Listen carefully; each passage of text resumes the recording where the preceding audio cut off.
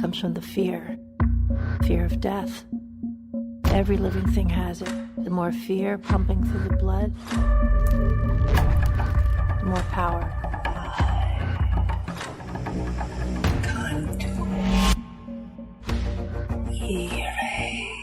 Made a worm. Are your friends okay?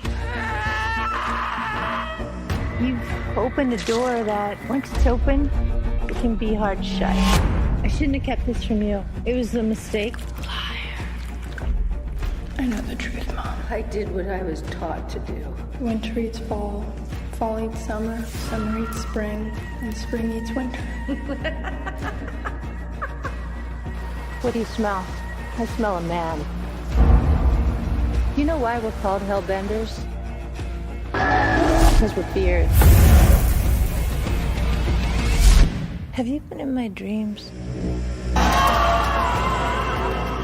you break my heart, I'll devour you. If they want to believe in hell so badly, I'll give them hell. I just want us to be people. It's not a gift, Izzy. Then why was it given? I'm not afraid of you, Izzy. You will be.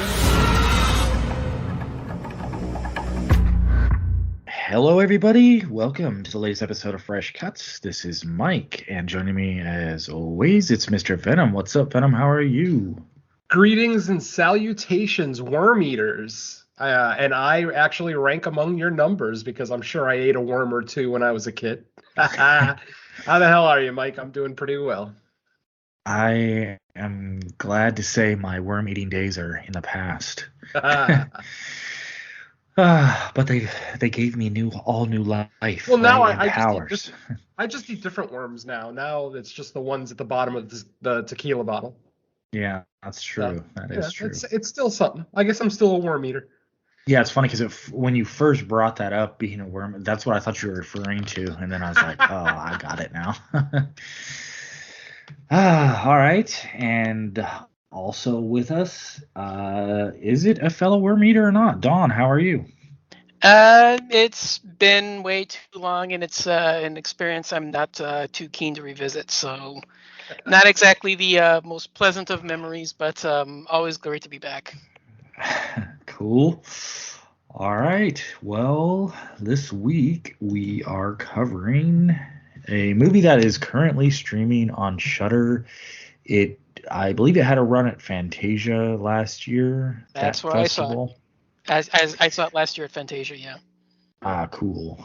All right, and that movie would be Hellbender, and it is currently streaming on Shudder, so it is available out there for everybody to watch. And the synopsis on IMDb. All right, it's a one-sentence short one.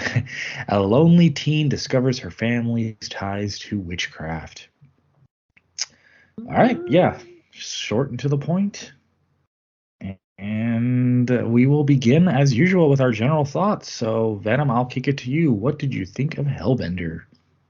First and foremost, the thing that I got to bring up is the visuals of this film. This film is absolutely gorgeous. There are some absolutely stunning shots in this movie, and I don't think anyway I'm over exaggerating. I mean, there's one scene in this film where the mom is telling a story about her mom to her daughter, and she's got her head laying on her daughter's lap, and just the way that the shot is framed and the way that they utilize the lighting, it's an absolutely beautiful scene and just heightens the tension of the story that the mother is telling.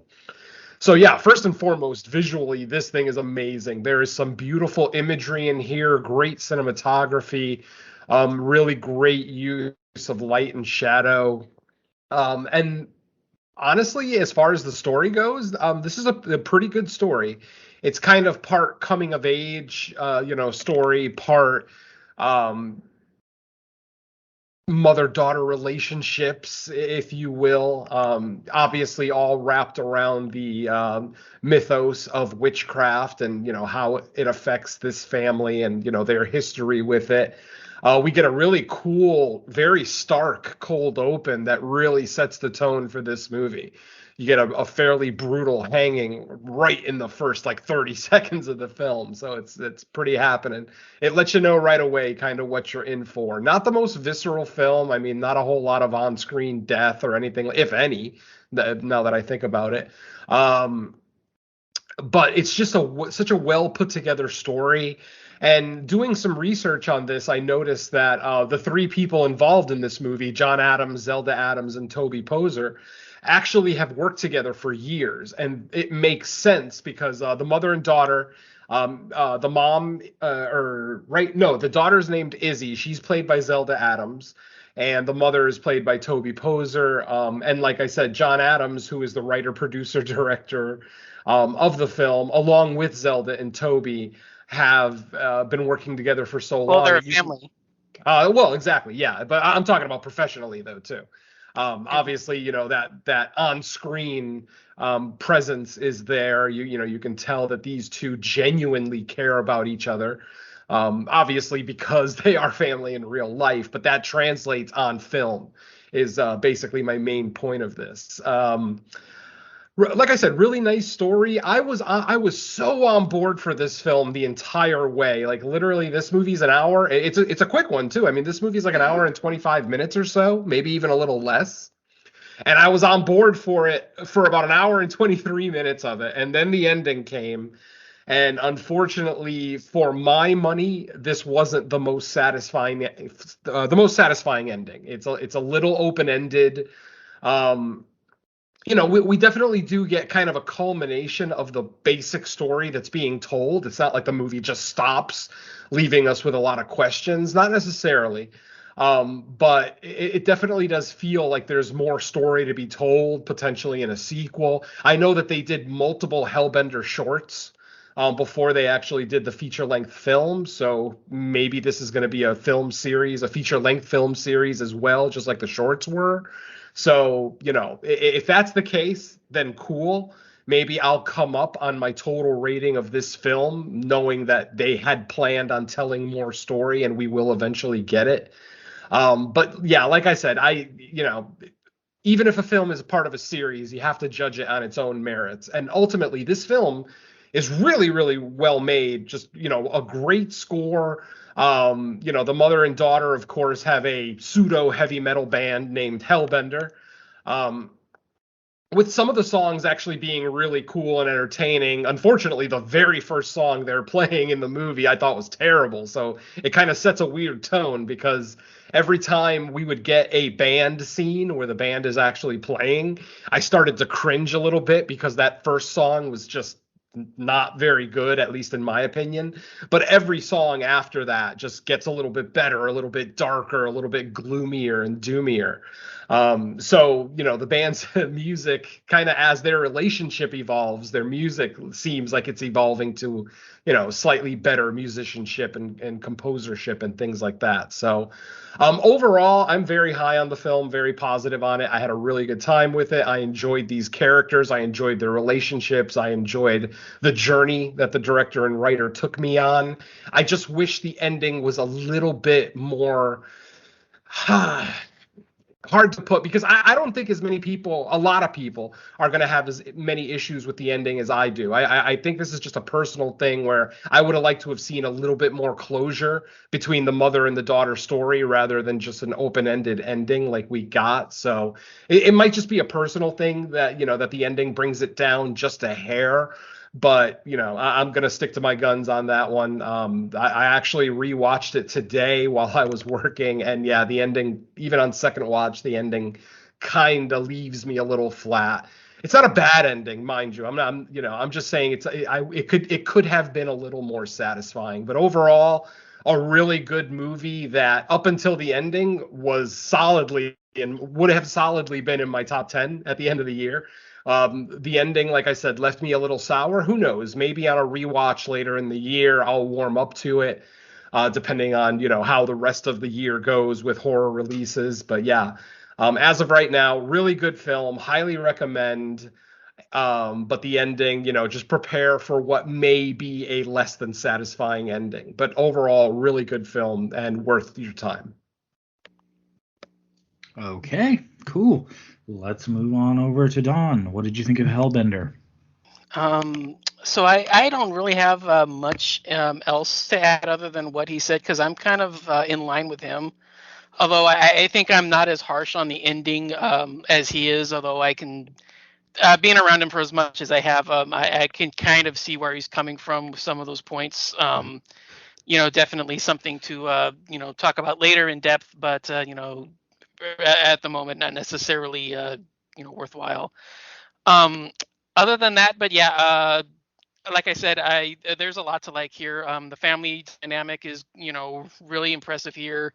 The central setup is actually pretty unique. I like what they do with it. The isolation, the mother-daughter bonding, fearful of what's to come, and all of the secrets and mysticism that gets explored in here is pretty interesting.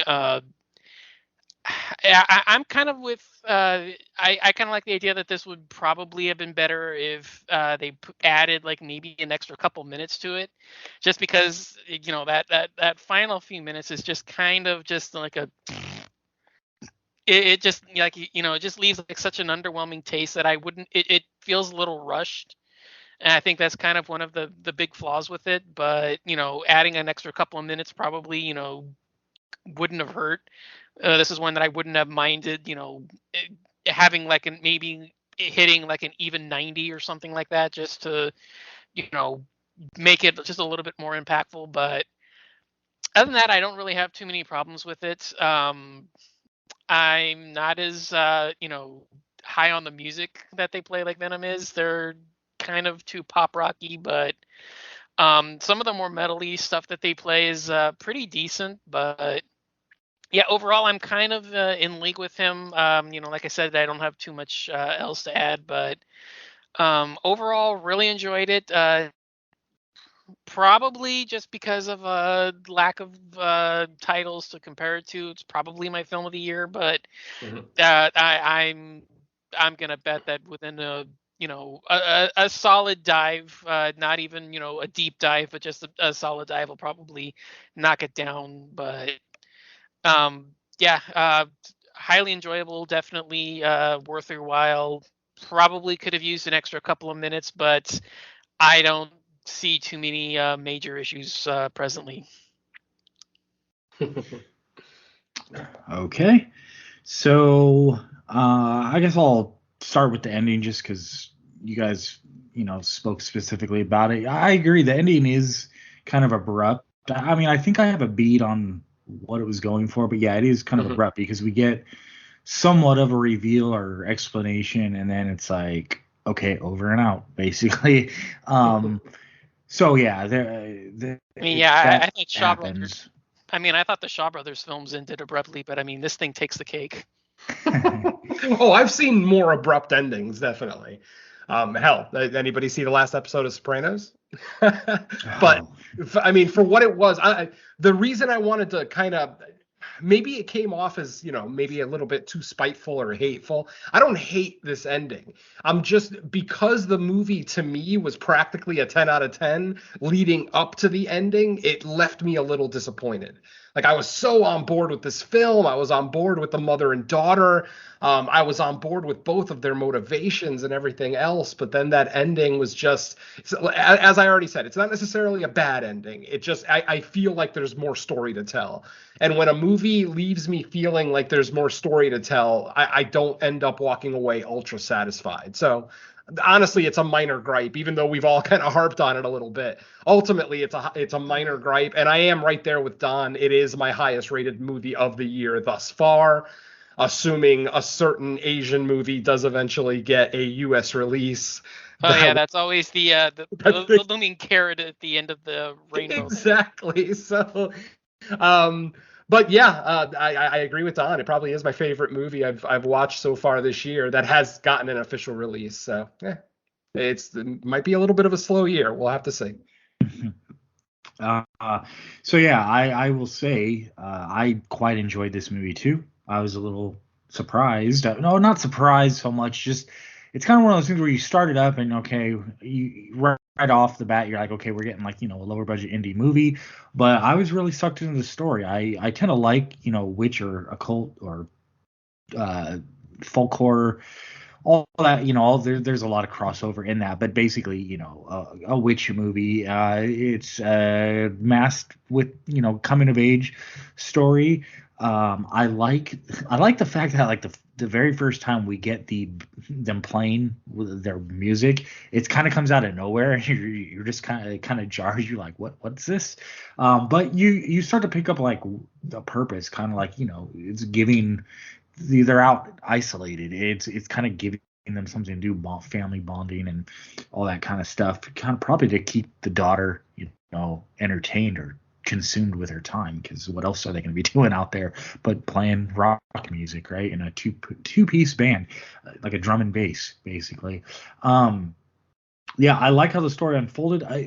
Message to indie filmmakers out there: watch a movie like this, because what they really managed to do is it's a small scale story. It doesn't feel like there's anything missing out of this movie that needed to be there, other than like you guys suggested, like maybe a little, a few more minutes at the end just to kind of flesh out the ending. But otherwise, they did some like witchcraft stuff in here, but it felt like they made good use of what they could get their hands on and what was within their means.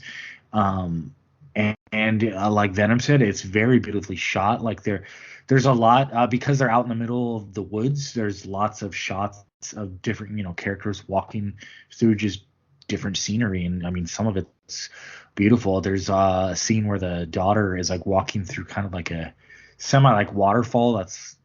She's climbing rocks through the waterfall, and just that still shot of her doing that. It's like it just looks great. Like I just wanted the camera to follow them in the woods because it's just a beautiful piece of land out there.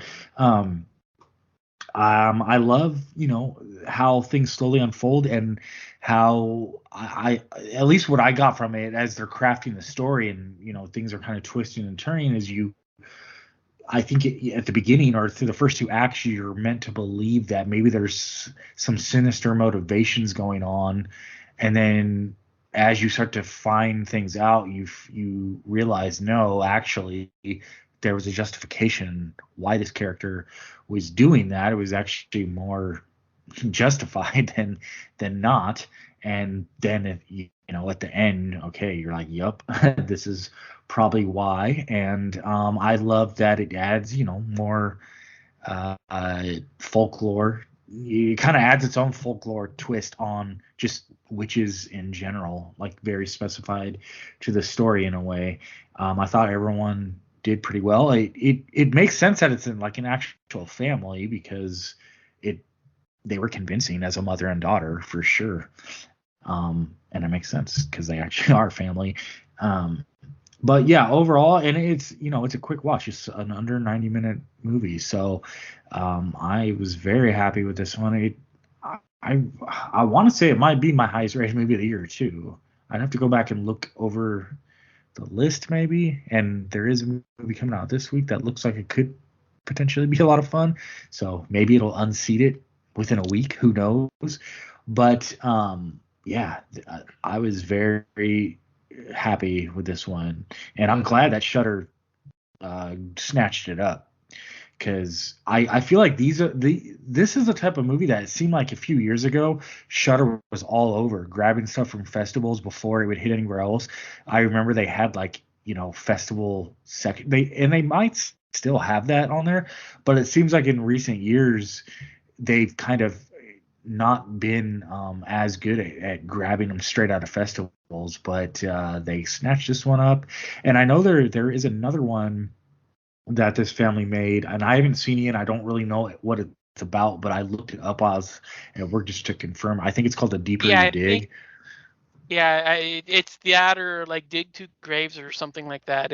I get the title confused because it's kind of generic, but I think that's the one.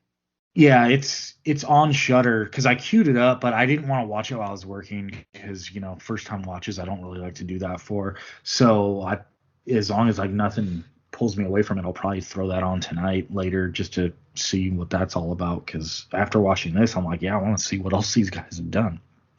But, not a whole lot. Mostly shorts. I went back and looked. I mean, the only major feature length that they've done is something called Knuckle Jack.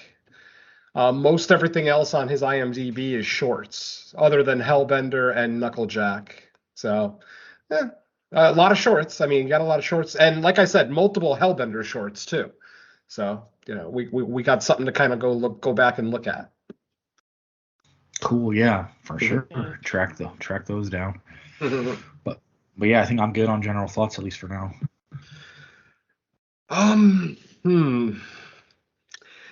Yeah, like I said, I mean, some of the imagery in here, some of the sequences are absolutely frantic, and early on, a lot of them, it's kind of that situation where you get a lot of random images early on that don't really make a lot of sense, but then as you watch the film and get more explanation about what is going on with this family and their history and things like that, all of those random flashes early on in the film start to make a lot more sense. So, I kind of like when movies, kind of lean on that trope a little bit, just because I like mystery in my horror films. I don't need it necessarily, but I do like it, and I do like how this movie kind of slowly unfolded and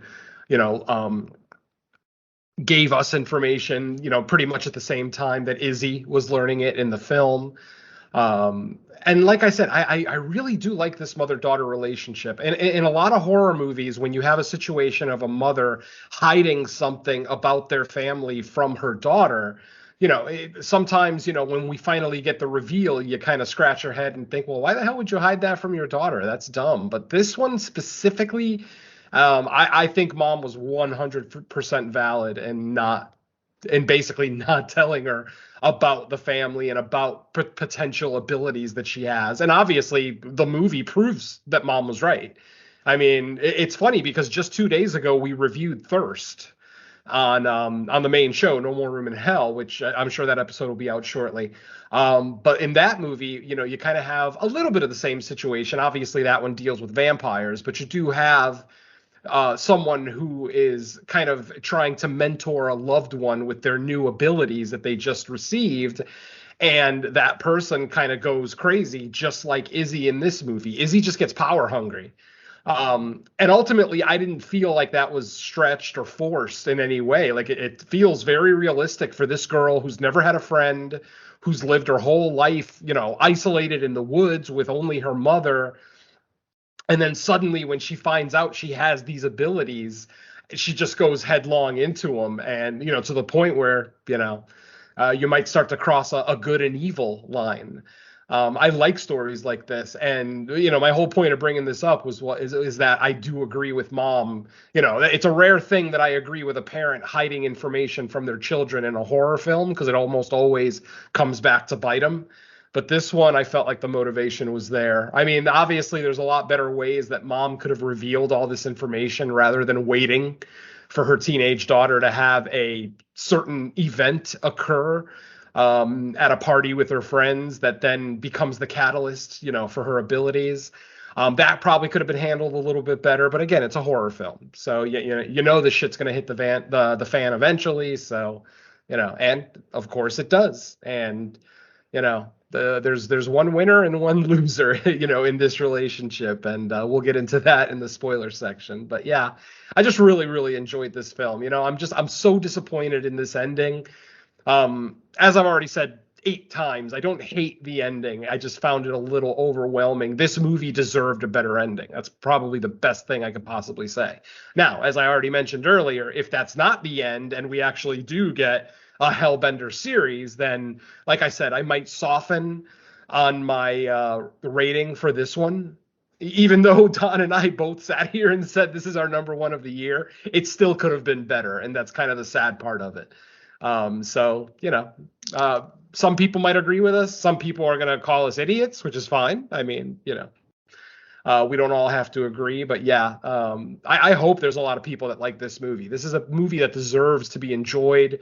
It deserves word of mouth. Hopefully the community embraces it. It's not a genre bending, extravaganza by any stretch of the imagination, but it's just a really well made, solid film.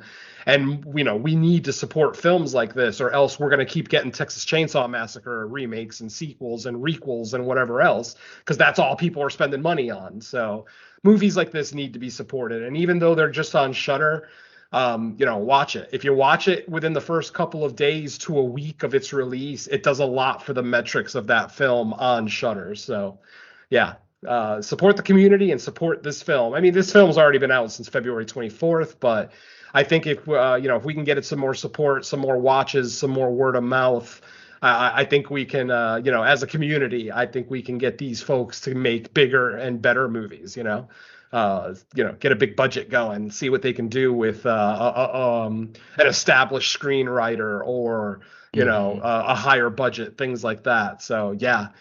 Despite any negative things I say about this film, already and moving forward, I did really enjoy this film. I liked it a lot. So, well, if there's nothing else to be said, non-spoiler, what do you say? You want to move on? Yeah, I just want to say I do know what their third film is. They're filming it as we speak. I follow them on Instagram, so I've noticed that they've been putting up like behind the scenes shots from I think they're either the pre-production or like the first like filming dates, but I don't remember anything. I just know that they're filming. Does it still look like a genre film from the behind the scenes shots that you've seen? I believe so. I think there was one where they were mixed. I could swear one of them was blood mixing. Fun. So yeah, I could swear one of the shots is the mom sitting at the table mixing the blood potions together.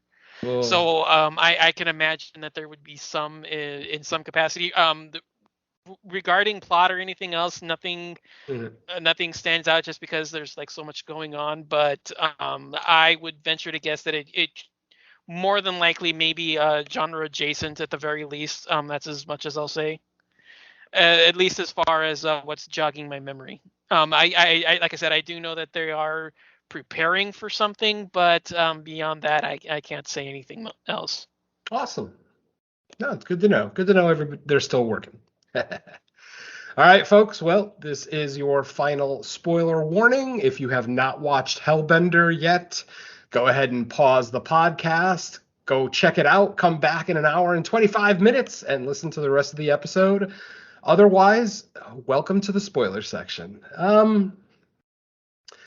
mean, I don't know that this movie really needs a walkthrough. I mean, we get a cold open that shows us the past, obviously, like, 100 or so years in the past, maybe more. Obviously, later in the film, we find out how old Mom actually is, so potentially it could be even more than 100 years ago. But basically, as I mentioned during the spoiler-free section, there's a cold open with a hanging. Obviously, there's a woman being accused of witchcraft, and she is being hung. And like I said, it's a very brutal scene, even though it's not like visceral or anything like that. It's just the way that they just nonchalantly just hang this woman, and not by dropping her, but by actually pulling her up on the rope, on the gallows, if you will, which of course doesn't break the victim's neck. Basically they have to suffocate to death, which is an incredibly cruel way to kill anyone. But it is a witch, and it actually turns out to be a real witch, because as she is dying, we basically see her get pulled up into the sky while she's on fire. Somehow she's engulfed in flames, and it's almost like something above them is pulling her up. She's screaming into the camera, and then we get our title card of Hellbender. And then this is when we hear the mother and daughter, Izzy and Mother. Mother doesn't actually get named in this, so we're just going to call her Mom the rest of the episode. But Izzy and Mom, we basically get the first shot of them playing music together. And like I said earlier, the first song that they're playing, to me, is just awful. I really, really didn't like it, and it kind of set me up for thinking that I wasn't going to enjoy the movie. Obviously, as I mentioned earlier, as the movie goes along, the songs even get a little bit better. I'm not sure how much time has gone by in this movie, because obviously they don't tell us, there's no progression of time necessarily that's displayed on screen, but it's like something will happen between Izzy and one of her little friends, and then in the very next scene mom will say something like, do you remember what happened last summer with that girl? And it's like, last summer? How fucking much time has gone by? So there's definitely a progression of time in this movie, but they don't really point it out specifically, so it's up to the viewer's interpretation. But basically, we meet Izzy. Izzy is, a kind of teenage girl, older teenage, maybe 17, 18, 19 years old, somewhere in that range. Potentially older once we find out what's going on later on, but I'll hold on to that for now. And as I mentioned earlier as well, Izzy is isolated. She's we get a scene early on where mom asks Izzy, she tells Izzy that she's going into town to pick up some supplies, and if she would want anything, and Izzy basically just says, "Can I go with you?" Mom doesn't verbally reply. She just gives Izzy this really dirty look, and Izzy just kind of relents and says, I could use some drumsticks and some charcoal pencils, but nothing major. But obviously already we're setting up the mystery of, why is this girl not allowed to leave her house, or go into town at least, She looks like she's old enough to take care of herself, maybe a little fragile, but that could just be because of mom's kind of, helicopter parenting, if you will. And then she ends up meeting a girl named Amber in the neighborhood. I say neighborhood. It's not really a neighborhood. They live on a mountain with the houses very separate from each other. They have no real neighbors. Basically, they'll say, oh, I live next to you across the mountain or something like that. And that's supposed to imply that they're neighbors. But, I guess that's a regional thing. Not sure. She meets this friend Amber. They kind of hit it off right away. Amber later invites her to come back the next day because she's going to have some friends over at the house. At that gathering with her friends, that's when Izzy finds out that Amber does not actually live at this house, that she's just kind of borrowing the pool because these people, only use the house as a summer home or whatever. So for, an entire season, it's basically unattended. So yeah, this girl, Amber, a teenage girl about the same age as Izzy, basically just hangs out, uses the pool, invites her friends over, blah, blah, blah.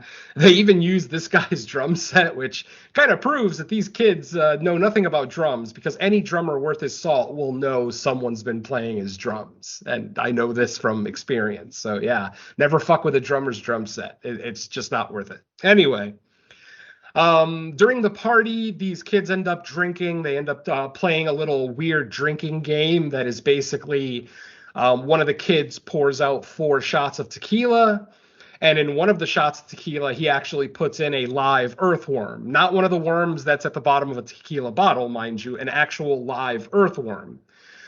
He puts the worm in one of the cups and basically just says, okay, it's going to be a random draw. Whoever gets the worm has to eat it with their shot. Of course, he ends up handing the cup with the worm right to Izzy right away. Izzy obviously looks down, sees the worm in there, and announces that she's a vegetarian and that, she can't do this.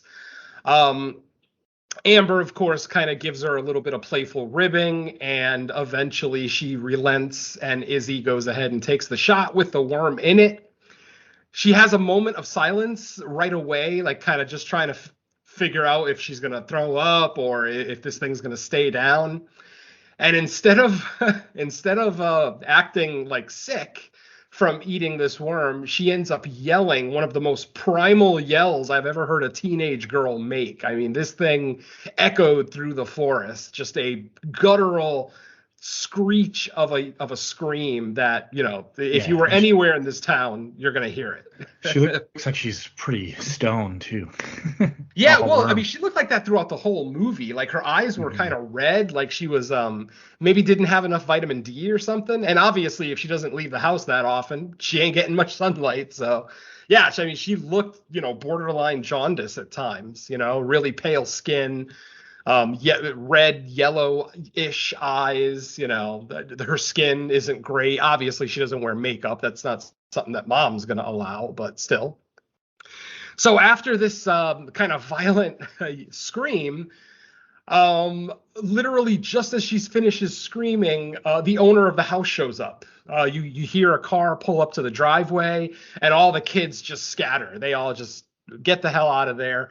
Izzy ends up, because this was a pool party, and Izzy doesn't actually own a bikini, so she had to borrow one from Amber. So she ends up running away from the house, still in her bikini, and leaving all her personal items at this guy's house. She ends up having an altercation with Amber in the woods where she, you can tell that she's not all there, almost like something's kind of possessing her to kind of do these acts. But basically, she gets into an altercation with Amber. She ends up grabbing Amber by the throat with one of her hands. Amber is able to get out of the hold and basically just says, fuck you, you crazy psycho. I never want to see you again. And we don't see Amber again for a little bit, but she will be back. And we'll talk about that here in a little bit. After all of this, Izzy does end up going back to the house to pick up her clothes. But on the way to leaving the house a second time with all of her possessions, the owner corners her in the woods, the owner of the house. He ends up saying, what the hell are you doing? I know what you were doing at my house. I know you kids, fuck up my pool, fuck up my drum set every time, I'm not in town, blah, blah, blah. I'm not going to take it anymore. I'm going to call the cops. And then we see Izzy kind of make, almost like a weird, evil type look towards the owner of the house. And then the scene just cuts to black. Like we don't see exactly how that scene ends, at least right now. So remember that. Izzy ends up going home, and to her defense, she ends up being 100% honest with her mother, tells her mother that she ate a worm. The very first question that the mom asks is, "Are your friends okay?" And Izzy looks at her mom and gives like a sly smile and says, "Yeah, my friends are fine." Doesn't say anything about the guy that she ran into in the woods. Just says, "Yeah, my friends are fine. They're all fine." And this is where mom starts to open up and starts to talk a little bit about the family history, the fact that they do have witchcraft in the family, and the fact that the name of their band, which is Hellbender, is actually a reference to what they are. They are Hellbenders. I forget the exact reasoning behind that name. It's something about the fact that you bend your back towards hell, as in you are bowing to evil type thing. So you are a Hellbender. So yeah, I don't know. Not the most clever thing I've ever heard, but interesting nonetheless. Oh, and for those who actually care, there actually are Hellbenders in real life, but they're not what you think. They are not witches. Hellbenders in real life are aquatic salamanders found on the east coast of the U.S., generally from southern New York to northern Alabama. They are considered the largest salamander in North America. They're actually really cool looking if you want to look them up. They almost look like little Gila monsters, or Gila monsters, depending on how you want to pronounce that. But obviously without the sharp claws and the sharp teeth, since they are salamanders, not actual lizards or dragons or anything. So interesting little fact there. What the connection is to this film, I have no idea. There is none. It's probably just that Hellbender sounds really cool, so let's go ahead and use it. And if that's the case, I'm okay with that. So, and then, like I said, I'm not going to go over every single little scene, but, for the next like half hour to 45 minutes of the film, we see mom, kind of explaining things to her daughter about the fact that they are Hellbenders, that it runs in the family. What else? We get mom kind of doing a ritual. Mom also explains to her daughter why it is that the worm that she ate made her feel that way. It's not necessarily the blood, which is what I thought. I thought, if she eats blood or ingests blood, that it kind of makes her powers come out. It's not necessarily the blood. It's the life force in the creature. So, we're dealing with another life force situation here. So basically, as they eat living things, they absorb their life force, which then gives them powers to be able to, perform rituals, do incredible feats of strength. Even kind of at one point, they even imply that they could fly, even though I don't think we actually see it in the movie, other than the opening witch at the beginning who flew straight into the air while being burned alive. Yeah, because it's suggested that like the the bigger the life force, I guess, the more powers you get from it. Exactly. Yeah. Because that was just a worm she consumed initially, and it already kind of like jarred some powers loose in her. Exactly. Yeah. So, and then, like I said, mom just opens up more and more about what she does. She ends up showing her daughter a secret stash that she has of maggots, live maggots. The daughter isn't impressed with maggots because she's already eaten worms at this point, and Lord knows what else. But the mom kind of explains to her that maggots are some of the perfect food for us because maggots are around death their entire life cycle. Think about it. Flies lay their eggs in dead flesh. The eggs are then born, or they hatch. The maggots, which are, of course, baby flies, eat the dead flesh. Then they basically go through a transformation. They become flies, and then the cycle starts all over again. So literally, they're around death their entire life cycle. So she's talking about how maggots kind of give Hellbenders a special power, even though they're small. She does have like a whole big little, like a bowl, like a big bowl of them in a secret stash that she has. Yeah, I like how in this movie, I guess this version of witches felt very close to like pagans, like paganism, because it's very one with like the earth and knowing, because like the way they're kind of, or when she's explaining different aspects of nature and stuff to the daughter, and they're just both kind of like very enthusiastic about how just kind of like the cycle of life works and how they draw powers from it and the fascination and all that. I thought that was a nice touch. Absolutely, yeah. Oh, and the crown. I totally forgot to mention the crown that mom picks up early in the film. Did anybody notice what that crown looks like? I would think of Paimon's crown. Thank you. Fucking, it looks exactly like the crown that they put on Alex's head at the end of Hereditary, the Paimon crown. And we see that crown very early in the movie. Mom actually buys it during that early trip into town to buy supplies. She sees it at like a yard sale or whatever, ends up picking it up. And I mean, the thing looks evil as shit, but of course, it makes sense. Mom's a witch. And she ends up buying it for her daughter. She actually buys it for her in the context of using it on stage, like for the band. And then we see later on in band scenes, where we see the drummer actually wearing it. She's got different makeup on. The makeup seems a little bit darker than what she wore earlier in the film, which was just like a star, almost like a Paul Stanley star over one of her eyes. But now after she gets the crown, you see the makeup become more involved, darker, more evil looking, if you will. And I say band. Yeah, corpse paintish, yeah. Yeah, exactly, corpse paint. Thank you. I say band, but ultimately it's just mom and daughter. Mom is a bass player and singer. The daughter is a drummer and singer. So obviously, the songs maybe sound a little incomplete. Some of the songs sound really cool, actually. The ones that sound a lot cooler are the ones that have keyboards in the background. And of course, I'm sitting there looking at the film. Who the fuck's playing the keyboards? But again, suspension of disbelief. I can't ask questions like that. But yeah, either that or like it's like the mom recorded the keyboard track and like playing it as a backing thing or something. If it was a sequenced line, keyboard line, then show us a keyboard. Literally, just have one shot that just brushes by a sequencer. And then I'm happy. But I mean, it's a minor gripe. I'm not legitimately bitching about that. It's just one of those funny things that, when we have a band scene and you hear a musician that's not actually on screen, you tend to question where the fuck it's coming from. But, that's just me. Well, I mean, you could say this. I mean, you could say the same thing about Powerwolf, but not exactly a. Very true, actually. Okay, so eventually, as we kind of get into the third act of the film, we start to realize that daughter Izzy has maybe partaken in a little bit more than she's letting mom know about. She ends up admitting to her mother that she did kill that neighbor, and we don't get to see her actually eating the neighbor so much as we see an aftermath shot of the neighbor, and his torso is basically ripped open. It looks like a bunch of the flesh has been ripped out.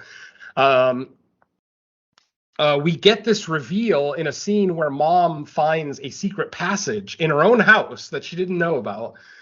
basically a passage that Izzy herself has dug through that leads into a kind of a subterranean area under the house. Mom, like I said, finds that entrance. There's barely enough room for a human being to kind of crawl through. It's like a little tunnel. But Mom is able to make it through. And when she gets down there, that's when she starts hearing the voices. And the voices, of course, are Amber, Izzy's friend, who is now trapped in this area. She's covered in blood. So it looks like she's already either been attacked by Izzy or potentially has already had part of her eaten. Not sure. We do get a little bit, one of the really cool, visuals, like hallucination, dream sequences, whatever you want to go with, actually shows Izzy sitting at a dinner table with Amber cut in half. So basically it's just her top half. Mm-hmm. And Izzy is just sitting there eating bits of her flesh, from her waist area, from her torso. I thought that might have been one of the coolest visions in the movie. Yeah. It really was. Like I said, I mentioned that scene earlier where Mom tells the story of her mom, of Grandma, and just the way that scene is shot. It fucking looks like the Bohemian Rhapsody video. Literally, the way that they use light and shadow, the way that their heads are stacked on top of each other, because Mom has her head on her daughter's lap, but daughter is definitely the center of the shot. It's the center of the focus on that particular shot. That scene was just, that shot in particular was just very striking to me. And the fact that they were kind of talking, what they were talking about too, the history of witchcraft in their family just really, really worked for me. But yeah, that shot of Izzy eating a torn in half Amber while Amber is still alive and crying on the table. So it's a dream sequence.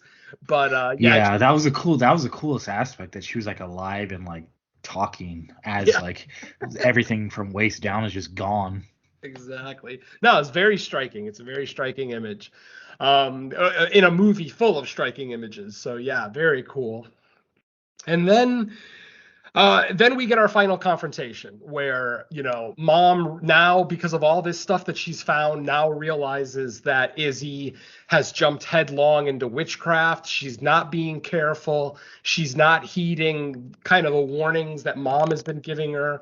Because throughout the movie, once Izzy found out that she is a witch, Mom basically tried to explain to her why I kept it from you, what could potentially happen if the outside world finds out what, happens, what we can do, blah, blah, blah. That's always the biggest fear.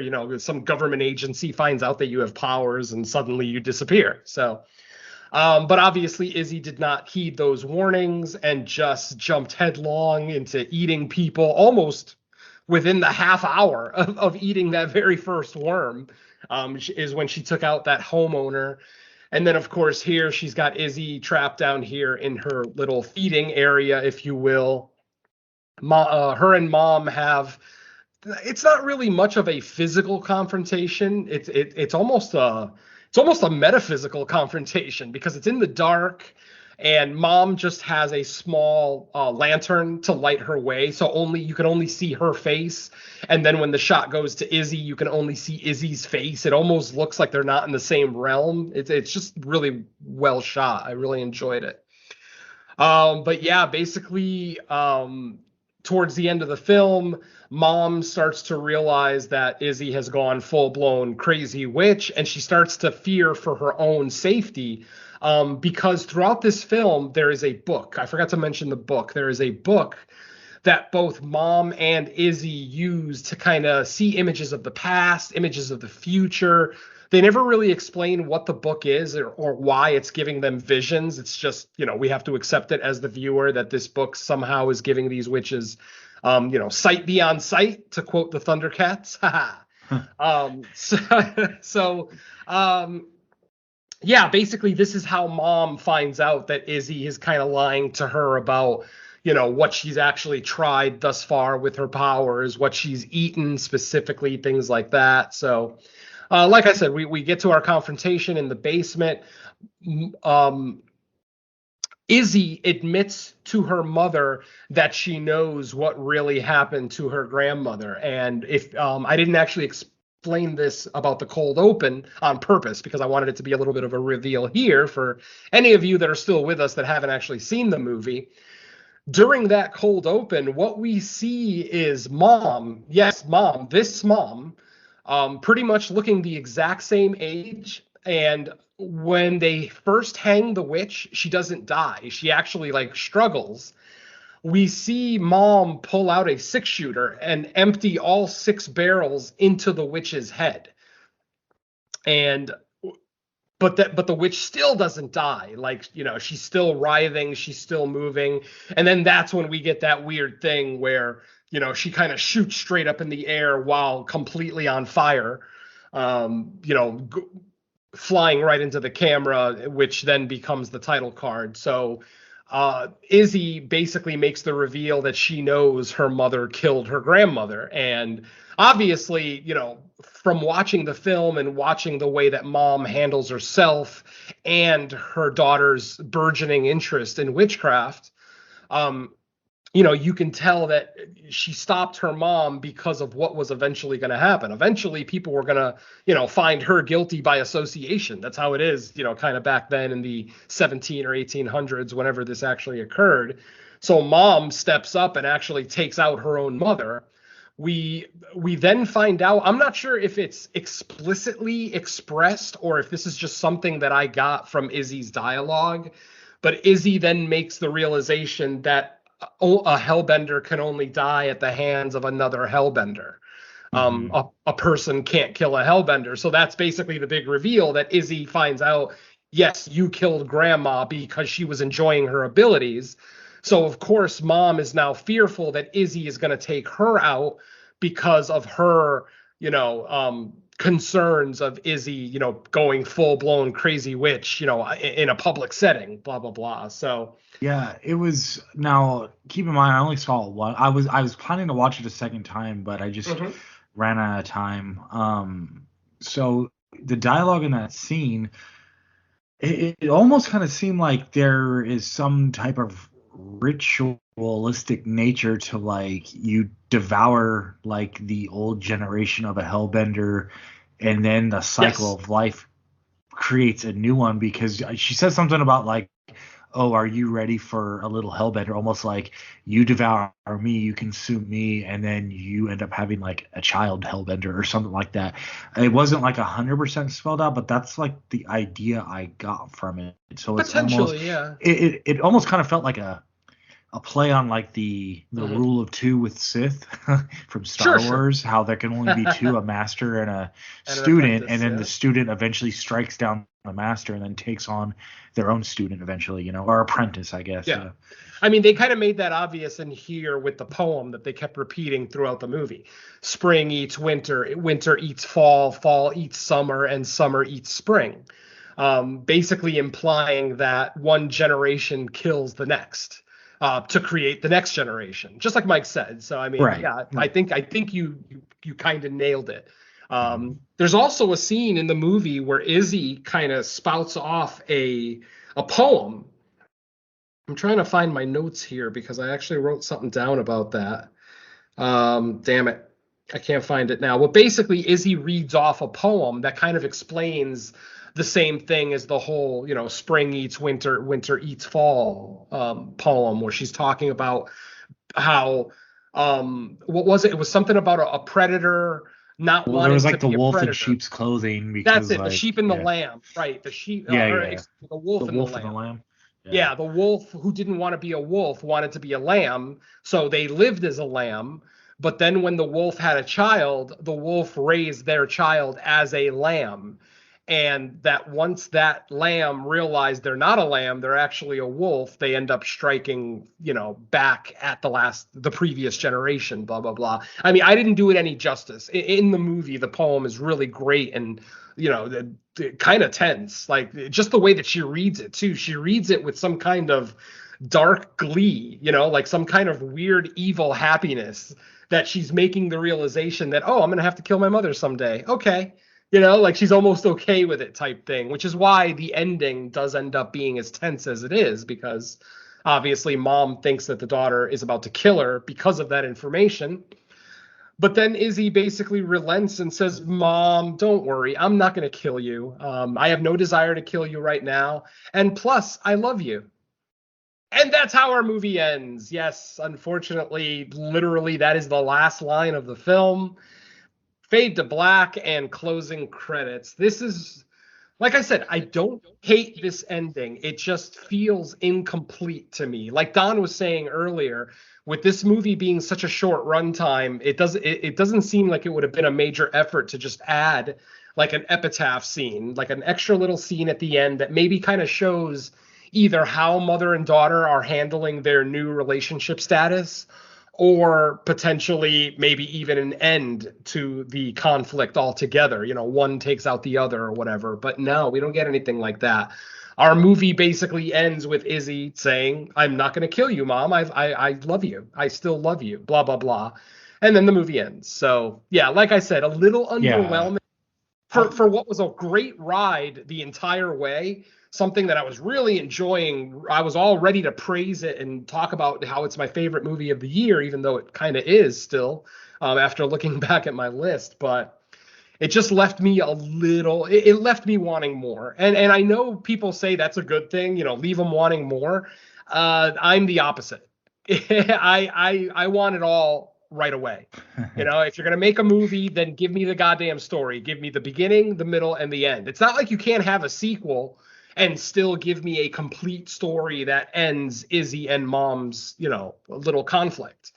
You could still do a sequel, you know, following, you know, whoever survives at the end of their, you know, little altercation or whatever, blah, blah, blah. But, you know, like I said, it just felt a little too open-ended for me. There's so much more story to tell because, you know, eventually Izzy is going to have to take her mother out. Well, that's the thing. It's the inevitability that it's going to happen. And I think I assume the ending is supposed to say like, well, we're left with a situation where the mom Hellbender is going to be living out her days, whether they're few or many, with the constant kind of looking over her shoulder of like, when's it going to happen? Because the mom kind of acknowledged when she's like, oh, I'm not ready yet, as in she knows that eventually the daughter's going to devour her. But she's like, no, I'm not ready yet. And that's when the daughter said, don't worry, I'm not going to do it. I love you. But the way it ends kind of with Izzy fully embracing her witch Hellbender self, you're like, well, it's coming. It's just not today. Yeah, exactly. Like I said, I don't hate the ending. You know, despite all the issues that I'm talking about with the ending, I definitely didn't hate it. It was mildly satisfying. I just wish it was a little more satisfying because, like I said, it just felt too open-ended. Yeah. Who knows? If we get another one in a year or two, maybe I'll come back and change, you know, my opinion on this one. Obviously, you know, longtime listeners know that when we do a sequel, we do a little blurb on, you know, the previous entries in that franchise. Yeah. So who knows? Maybe it'll happen here. I think another theme in this, when you're going back through the dialogue, I think it's really about like almost kind of like the laws of nature, because there's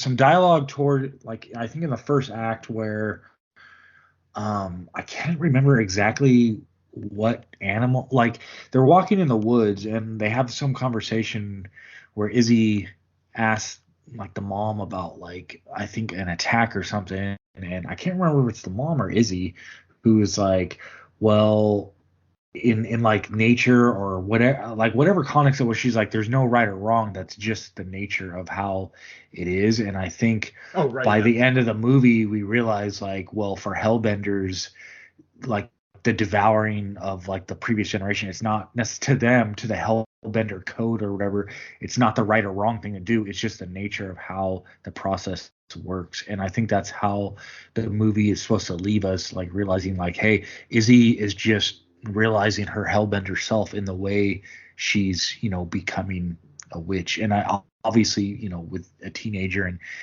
like there's always usually a lot of themes in like witch coming of age witch movies where it's like, you know, they hit puberty, they start to become like their whatever they were intended to be.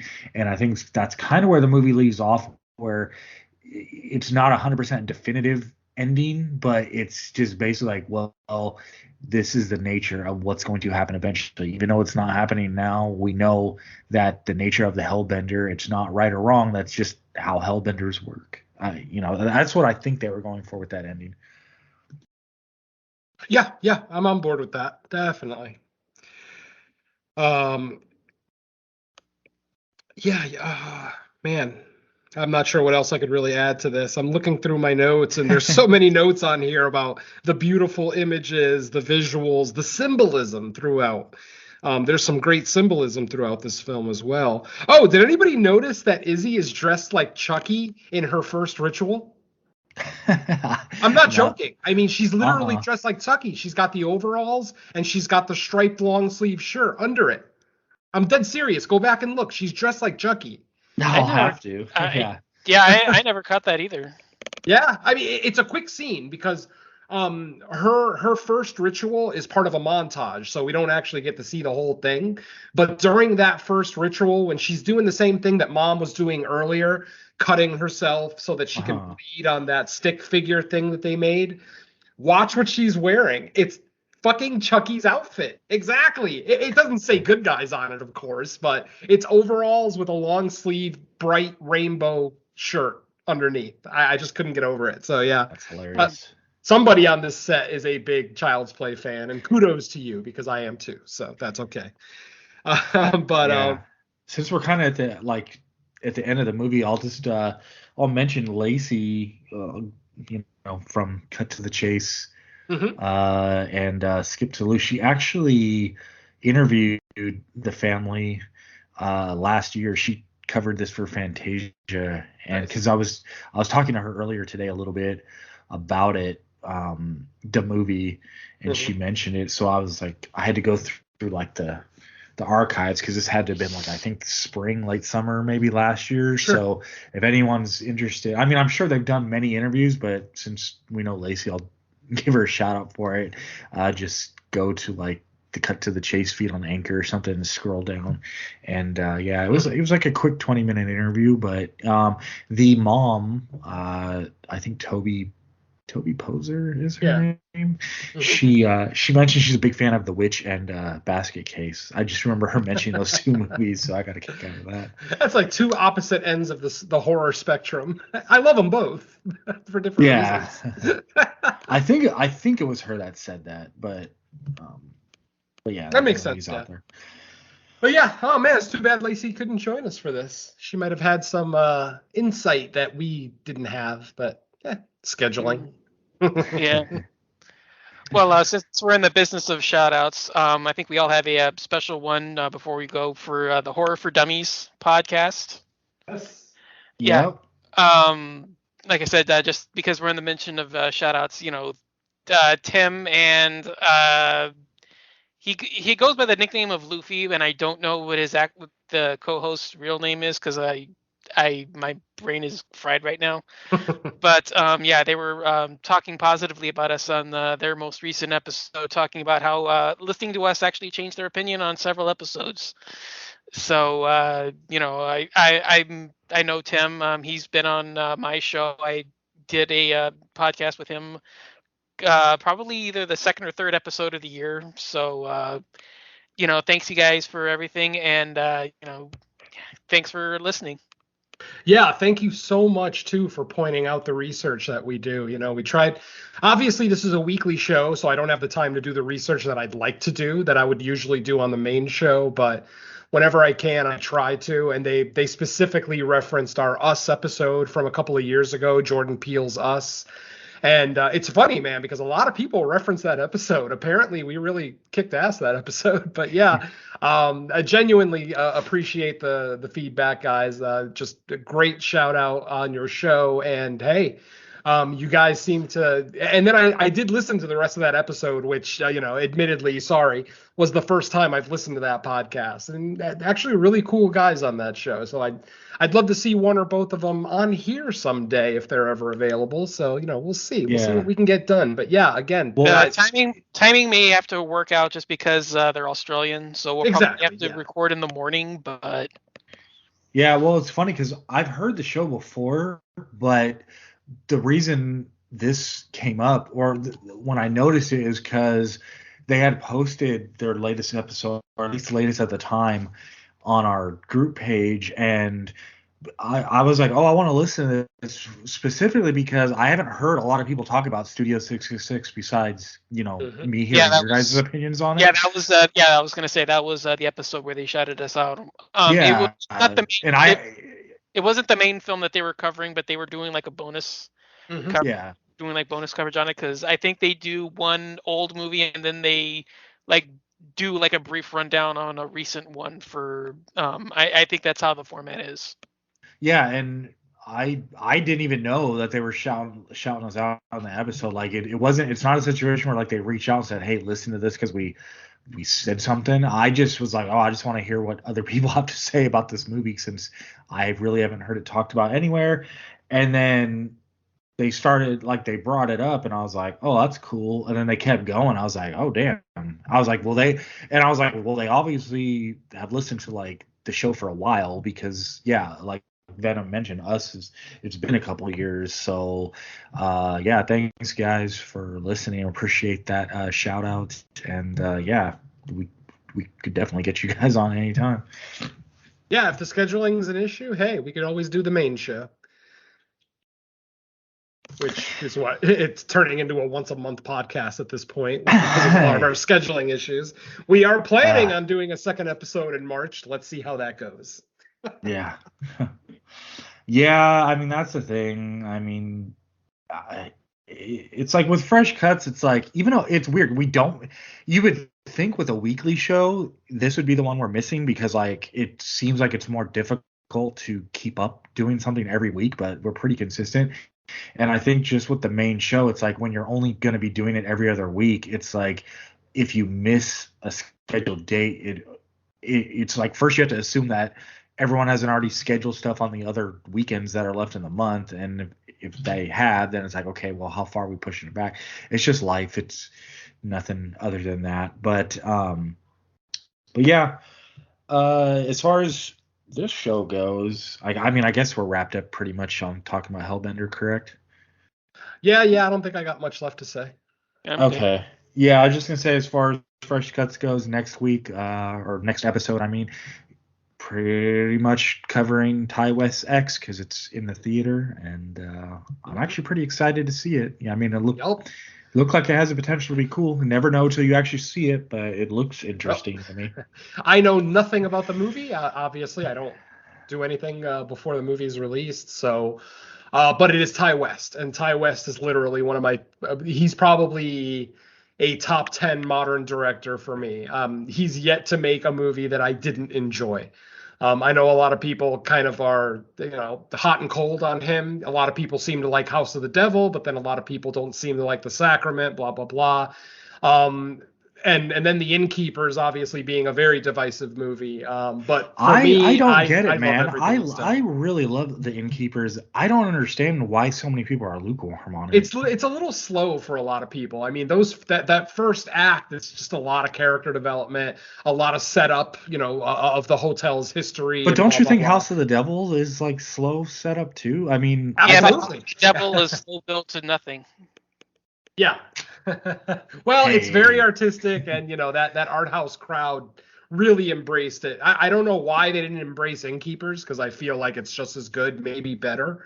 But I much prefer Innkeepers to House of the Devil. I'm not high on both, but I much prefer Innkeepers. yeah, definitely. yeah, And it's then- like I haven't seen. I mean, my favorite Innkeepers film in a of his is while, that. but- Well, I mean, my favorite film of his is Cabin Fever 2, so I don't know what that says about me.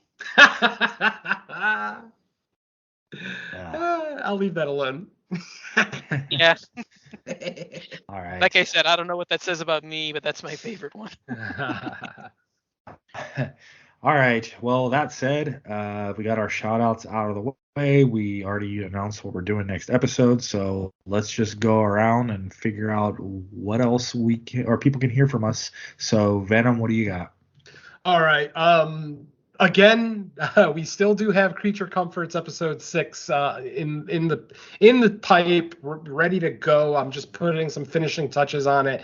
I'm very sorry to anybody who's been waiting for that episode, including Don, who's here with me. I have to apologize. My wife actually had the week off from work this past week, and because of our conflicting schedules, we never really get time to spend together. She works nights and weekends. I work weekdays and during the days. So, we don't really get to share a lot of time together. So yeah, me and Mrs. Venom just kind of enjoyed a lot of free time. So the episode kind of got delayed. It will definitely be out before the end of this week. I'm hoping that it'll be out right around the same time as the main show, which we recorded on Sunday. Once again, that is Creature Comforts episode 6, where we looked at 1977's Empire of the Ants. And honestly, that's about it from me, Mike. Oh, no, wait. What am I saying? The main show. Yeah, we just recorded the main show a couple of days ago. What was it? Episode 42, I believe it was, right, Mike? Yep. Yep. So episode 42, they were my picks. The episode, unfortunately, was intended to be our February episode, so I did pick a couple of basically, lovelorn vampire films. We looked at 2009's Thirst and 2015's A Girl Walks Home Alone at Night from Iran. And we actually have a really great discussion during our kind of sort of burning questions segment. It kind of turned into a pseudo burning questions segment, but I thought we got a lot of really cool points across there. So yeah, once Mike's done editing that one, that'll be available. And like I said, hopefully that'll be available right around the same time that Creature Comforts episode 6 will be available. And that's it from me, Mike. All right, Don, what do you got? A couple of things. First of all, I have a special episode of Horror Countdown out. Since this is Women in Horror Month, I decided to kind of stagger my releases, so all of my guests are female co-hosts, and we're all doing special topics for the month. So this week, I took a look at my top 10 favorite queer horror films with Candy Smith from The House That Screams. This is the show that I'm going to be joining in on, which I can finally provide an update for that. We were supposed to have recorded that. Like I said, this was one of them that I've been mentioning for a while. It got pushed back twice for delays, and I can finally say that it'll actually now be recorded in April. So it's going to be a while. Just scheduling, internet issues, scheduling, family issues, way too long a story, but it should have been recorded in February. That was kind of why it was, I announced it as such. At the end of the episode, you can actually hear that we officially announce it, which was my intention, but we kind of, lost a little bit about, we lost the timing and such, but I will join them in April to look at Suspiria, which is going to be a lot of fun. But the episode of Horror Countdown is Top 10 Queer Horror. It's available now everywhere you can find your shows. And I also have a special guest spot on The Horror Returns, where I did a March Madness roundtable with the guys. We also had Gary and Derek on board. Derek from the main show and Gary from our circles. Mike's Burning for Spring with Gary, for those that don't know. Mm-hmm. A couple of other guests. I heard their names, but I had heard their voices, but I didn't know who they were. But we all had a lot of fun. We looked at the greatest exploitation film of all time in a March Madness kind of bracket style. So, pitting films against each other, debating whether or not they were actually exploitation films to begin with. All kinds of fun. Definitely check that one out. It is available everywhere. As Venom mentioned, Creature Comforts, and I think that's about it. Cool. As far as I go, yeah, it's just really the main show. And the number 42, it actually is done and ready to get posted. So I anticipate it being like, if anyone's listening to this episode right now, well, I would think so. Otherwise, why am I saying that?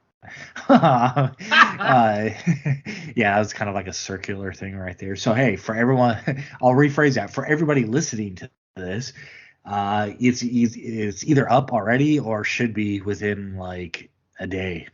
Um, and I only say that because Fresh Cuts I usually get out like the following day that we record, where No More Room in Hell requires a little bit more post production on. But since we recorded a different day of this for this show, I took that opportunity to work on the main show a little bit sooner than I usually do. So you might get a 2-for-1 this week, probably, because it's only Tuesday. So yeah. So look for that on Dark Discussions. And then I've also been posting YouTube versions of everything just for people that like to go to YouTube to listen to stuff. But that's it for me. And like I said already, we will be covering Ty West's X next week. But I think that's all I got, guys. Yep. Yeah, same here. All right. Well, in that case, let's get out of here. But let's say bye to the listeners first. Later. Take care, folks. Hail Satan, and remember, if you break my heart, I'll devour you. Peace. Broken up in little pieces. Another crooked wing bird. I got a million souls. Even more if I imagine.